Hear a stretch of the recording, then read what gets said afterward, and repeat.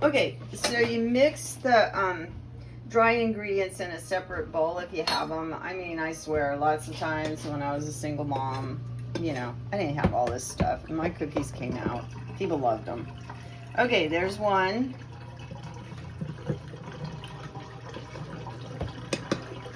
There's two.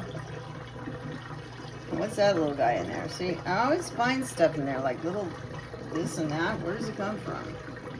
Okay, and here's number 3, right? So we have 3 cups of flour. Okay, the next thing is baking powder.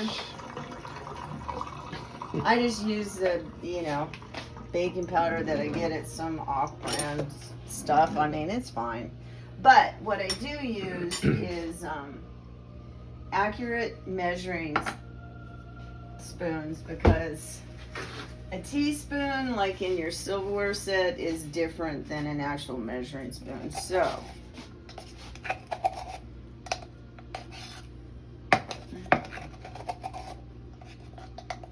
oh, come on.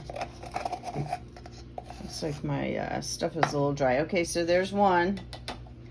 And then it says a half. So I kind of eyeball it. I do have a half measure teaspoon, but what the hell? Be crazy. Go wild. Okay, so what else? Salt. Half a teaspoon of salt. So salt, yeah.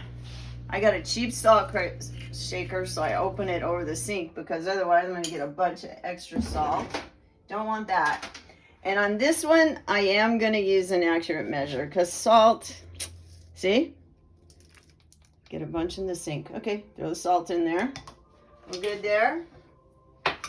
And then last but not least, anything? Vanilla, almond, milk, egg, baking powder, salt. All right, we're good. Now, sifting. So sifting is not a have to, but the thing that sifting does is it distributes the ingredients. So I'm going to sift mine, not perfectly, but I'm going to give it a sift, just a casual sift. Like I say, it's no big deal. This would be a second alternative. This is called a whisk.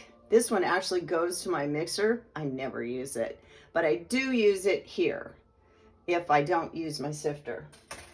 So there we go. We're sifting, sifting, sifting. This also would make great snow for your elf on the shelf.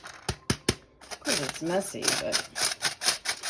Okay, now what has happened through the sifting is that it's all distributed, the baking powder and the salt.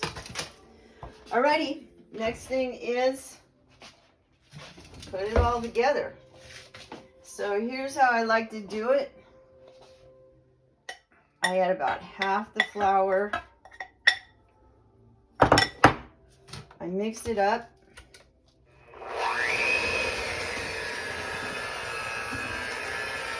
And it's going to look dry, and that's okay.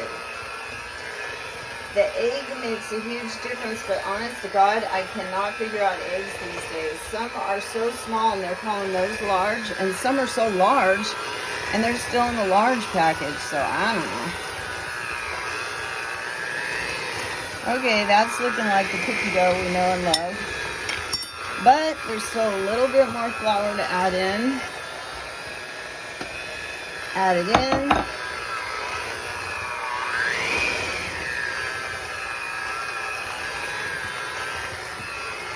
I usually go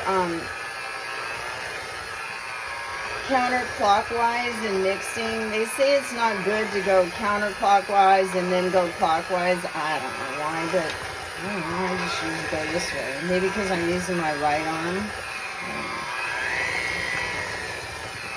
Okay, it should look like that.